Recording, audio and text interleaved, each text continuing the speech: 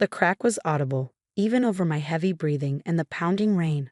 I crumpled onto the wet track, my ankle exploding in agony. Through the downpour, I could see my father's figure approaching, his expression darkening with each step. "Get up, Sophia," he barked, umbrella clutched in one hand, stopwatch in the other. "Your times are already pathetic today. Stop being dramatic."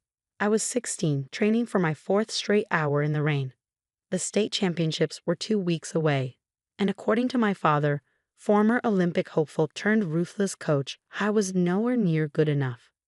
"Dad," I gasped, trying to hold back tears. "Something's wrong with my ankle." "I heard it. The only thing wrong is your attitude." He loomed over me, his voice rising. "Your sister Maya never made excuses. She pushed through everything to make it to the Olympics. But you're soft. Lazy." "Ah yes, Maya. My perfect older sister who'd made it to the Olympics 4 years ago. The golden child whose medals lined our hallway, whose achievements were my father's favorite weapon against me." "I'm not Maya," I whispered, attempting to stand. The moment I put weight on my ankle, white-hot pain shot up my leg, and I collapsed again. Clearly, his disgust was palpable. Maya trained through bronchitis, through sprains, through everything. She understood what it takes to be a champion. "Now get up. 10 more laps." "I can't." The stopwatch clattered next to my head. "Can't? There's no can't in this family. Get up." I knew that tone. It meant no dinner if I didn't comply. No phone privileges. No contact with the few friends I'd managed to make between his brutal training sessions. Gritting my teeth, I forced myself to stand, tears mixing with the rain on my face. Each step was agony. My ankle felt like it was being stabbed with hot pokers, but I kept going. 1 lap. 2. By the 3rd, I was barely jogging, my vision blurring. "Faster," Dad shouted from under his umbrella. "At this pace, you'll never make qualifying times. Do you want to waste all my sacrifices, all the money I've invested in your training?" The rain intensified, making the track slippery. On the 4th lap, my ankle gave out completely. I hit the ground hard, the world spinning around me. "That's it." Dad's voice was cold as he approached. "If you won't train properly, you can walk home. Maybe that'll teach you about commitment." He turned and walked away, leaving me alone in the rain, 3 miles from home. I pulled out my phone with trembling hands, thanking whatever deity existed that it was still working. There was only one person I could call who might help without alerting my father. "Coach Martinez, I need help." 20 minutes later, my assistant track coach's car pulled up to the stadium. She took one look at my swollen ankle and her face hardened. "This isn't right," she said, helping me into her car. "We're going to the emergency room." "No." Panic clawed at my throat. "Dad will kill me. He says hospital visits are for the weak. Your father," Coach Martinez cut in, "is not a doctor. And this," she gestured to my ankle, now purple and swollen to twice its size. "This is abuse." The word hung heavy in the car. Abuse. I'd never thought of it that way. It was just training, just the price of greatness, just what champions endured. Right? At the hospital, Dr. Mitchell, the orthopedist on call, took one look at my ankle and ordered immediate x-rays. The results made him curse under his breath. "This is a severe break," he said, pointing to the images. "And based on the bone structure, there was already a stress fracture here, and here. How long have you been running on this?" I stared at the floor. "The pain started about 3 weeks ago, but Dad said." 3 weeks, Coach Martinez interrupted, her voice sharp. "Sophia, why didn't you tell me?"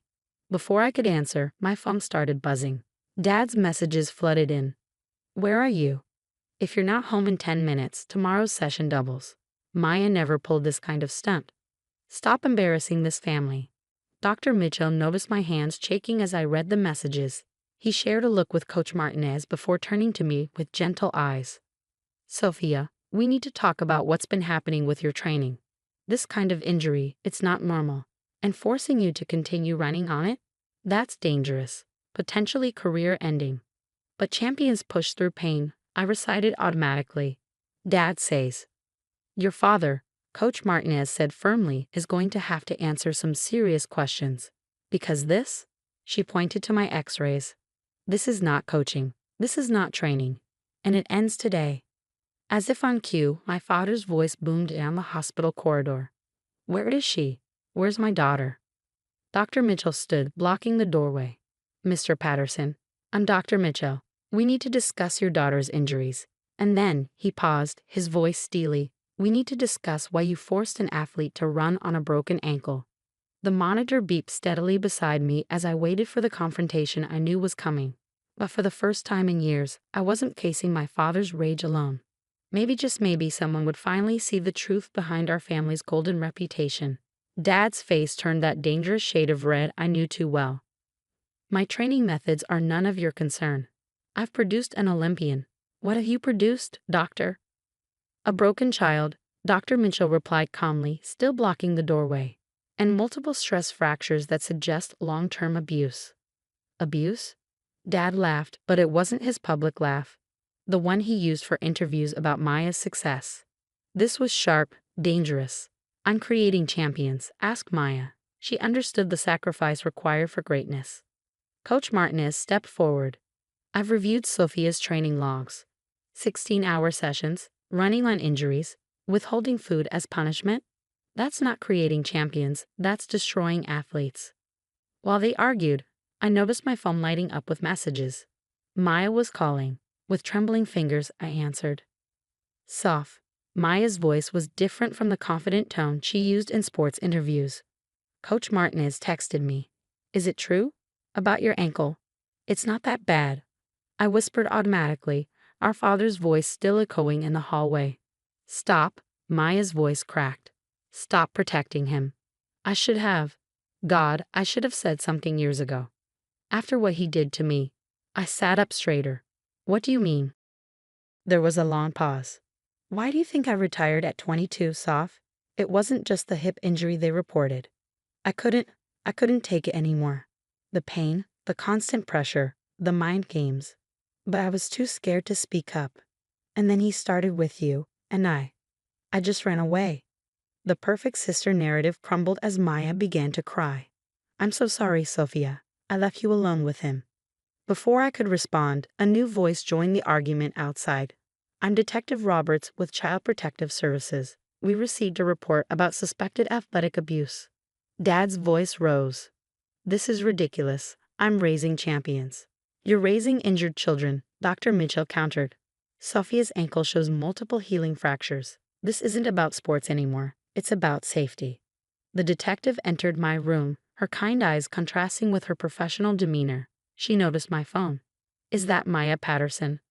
I nodded. Good. Maya, can you hear me? We'll need your statement too. I'll tell you everything. Maya's voice was firm now. Everything he did to both of us. It's time. Over the next hour, the truth spilled out. Maya revealed the hidden costs of her Olympic journey, the broken bones she'd been forced to compete on, the diets that led to eating disorders, the psychological manipulation. I shared my own experiences, training through fevers, running until I vomited, being locked out of the house when my times weren't good enough. Dad was forced to wait outside while we talked. Through the window, I could see him pacing, his carefully constructed world of athletic excellence unraveling. Mom arrived halfway through, her face pale. I didn't know, she kept saying. I thought it was just strict coaching. I didn't know. But she had known. We all had. We'd just been too afraid to name it. Detective Roberts took detailed notes. This pattern of behavior is serious. Mr. Patterson, you'll need to leave the home during our investigation.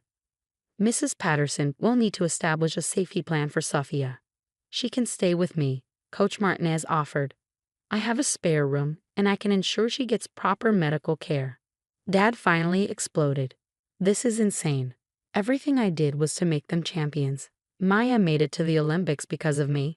I made it despite you. Maya's voice cracked through the phone speaker. And look what it cost me. Look what it's still costing Sophia. Dr. Mitchell stepped forward with my x-rays. Your daughter has multiple fractures that have been repeatedly stressed. If she continued running today, she could have caused permanent damage. As it is, she'll need surgery and extensive rehabilitation. Surgery? The word hit me like a physical blow. But the state championships are not happening, Coach Martinez said firmly. Your health comes first. Always. Detective Roberts turned to my parents. We'll need to discuss custody arrangements and supervised visitation. Mr. Patterson, you'll also need to surrender any coaching credentials pending investigation. Dad's face went from red to white. Coaching was his life, his identity, his way of reliving his own failed Olympic dreams through his daughters. You can't do this, he whispered. This is my legacy. Your legacy, Maya's voice was quiet but clear, was breaking your daughters in the name of victory. But it ends today, Dad. It ends with Sophia. As they led my father away, I felt something shift inside me. The constant weight of expectations, of never being good enough, began to lift. My ankle throbbed, but for the first time in years, I wasn't being told to ignore the pain. Coach Martinez sat beside my bed, holding my hand as Dr. Mitchell prepared for the surgery consultation. You know what real champions do, Sophia? They speak up. They protect others. Today, you and Maya did both. Through my tears, I smiled. Not the practiced smile I used when Dad bragged about my times to his coaching friends, but a real one. Because finally, the race I never wanted to run was over. And I had won something better than any medal, my freedom. 6 months later, I sat in physical therapy, watching as my ankle slowly rotated through the exercises. The surgery had been successful, but the road to recovery was long, not just physically, but emotionally. Looking good, Sophia, my physical therapist, Lisa, said encouragingly, your range of motion has improved significantly. Maya sat beside me as she had for every session since moving back home 3 months ago. After testifying against our father, she decided to become an advocate for young athletes, speaking out about abuse in competitive sports. Remember when Dad used to say pain was weakness leaving the body? Maya mused, helping me with my stretches.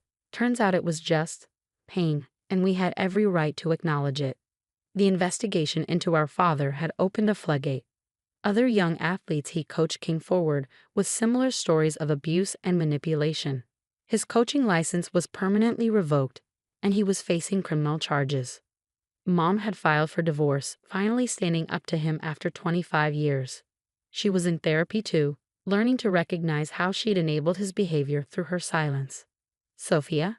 Lisa called my attention back. Want to try the balance board today? I nodded, remembering how just months ago, the thought of any athletic activity would have filled me with dread. Now I was learning to move on my own terms, listening to my body instead of fighting it. My phone buzzed, a message from Coach Martinez. Team misses you. No pressure, but we'd love to have you as student assistant coach when you're ready. Your experience could help other athletes recognize red flags. That was different too. Under Dad's regime, stepping back from competition would have been unforgivable. Now I was discovering there were many ways to stay connected to sports without destroying myself. You should do it, Maya encouraged, reading over my shoulder. You've always been good at connecting with people. Better than me, actually. I was too busy trying to be perfect. We both were, I replied, carefully stepping onto the balance board. But perfect almost broke us. After therapy, Maya drove us to our weekly support group, a program for former competitive athletes recovering from abuse. It had been her idea, and it was helping more than I'd expected. I had a nightmare last night, I shared when it was my turn to speak. Dad was forcing me to run again. But this time, I stood up to him. I said no. I woke up crying, but they were good tears, you know. The group nodded.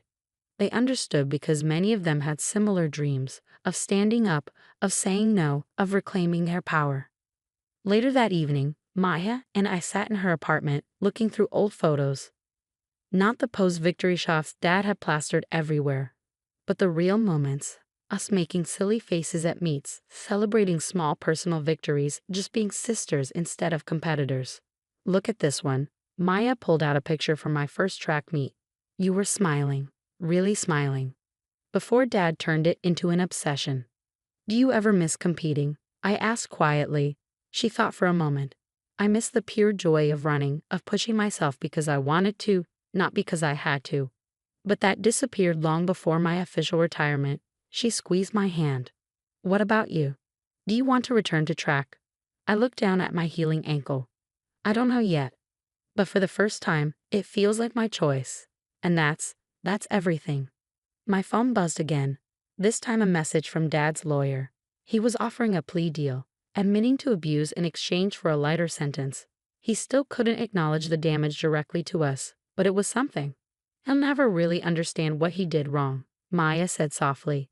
In his mind, he was building champions. But we're building something better, I replied. We're building ourselves back up on our own terms. That night, I added another entry to my new journal, not a training log monitoring times and distances, but a real diary tracking my healing journey. Today, I realized that strength isn't about pushing through pain or ignoring your body's limits. Real strength is having the courage to say, this isn't right, and the wisdom to choose your own path. Dad wanted to create champions, but Maya and I are becoming something more valuable. We're becoming whole. As I closed the journal, I caught my reflection in the window. The fearful, constantly anxious girl from 6 months ago was fading, replaced by someone stronger. Not because she could push through pain, but because she knew she didn't have to. My ankle would never be perfect. The doctors said I might always have some limitations. But I was learning that limitations weren't failures. They were just part of being human. And being human, with all its imperfections and choices and real, honest feelings, was better than being anyone's version of a champion. The future stretched out before me, not as a predetermined path to athletic glory, but as an open road of possibilities. And for the first time in my life, I was free to choose which direction to take.